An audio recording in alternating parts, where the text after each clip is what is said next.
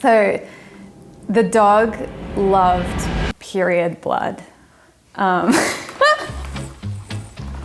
Sorry. Many years ago, I was living in a house with a whole lot of girls, and one of the girls had this little dog, and I'll call her Sophie. And she was this tiny little white fluffy dog. She was so cute and sweet, but just with this horrible secret and like fetish for female menstruation. The iron, I don't know, whatever it is in blood that dogs love, but she was obsessed with it. We laugh about it because so many period-related things had happened with this little dog. I used to take a lot of precautions at period time, throwing the trash out more often than usual, keeping the bathroom door closed at all times. If I had ever left my bathroom door open, she would make a beeline straight for the trash and start digging around in it. My roommate told me that a couple of times when she'd been cleaning up the dog's poop, there had been tampons that she'd actually eaten and then pooped out at the end.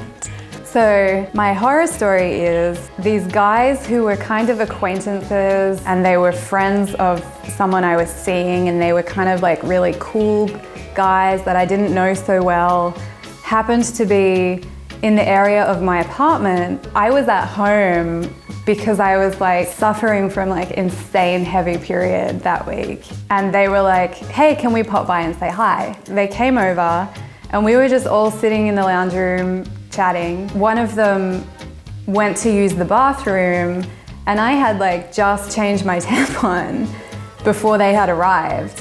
At one point, one of them was like, hey man, what's your dog got in her mouth?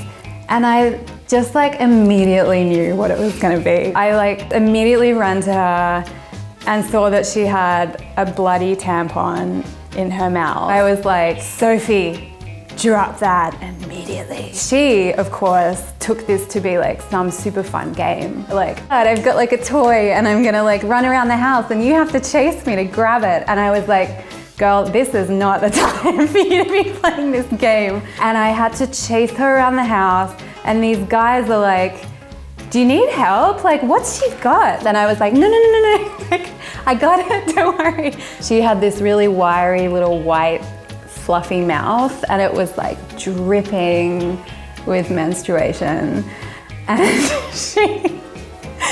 they kept kind of come and hang out and chat to me and talk to me, and I'm trying to wrench this bloody tampon from her mouth. So in the end I managed to pull it out of her mouth, and then I had to dog shampoo her whole mouth, and then I cut up slices of apple to feed her to try and get rid of the blood in her teeth. And I really honestly don't think the guys ever realized what it was, because cut to 30 minutes later, she was on one of the guy's lap, she's licking his face, and I'm pretty sure he wouldn't have let that happen if he'd known that she'd just been running around the house. Bloody tampon. So now I live by myself and I have a cat, and thankfully she has no interest in menstruation. Yeah, those days are behind me.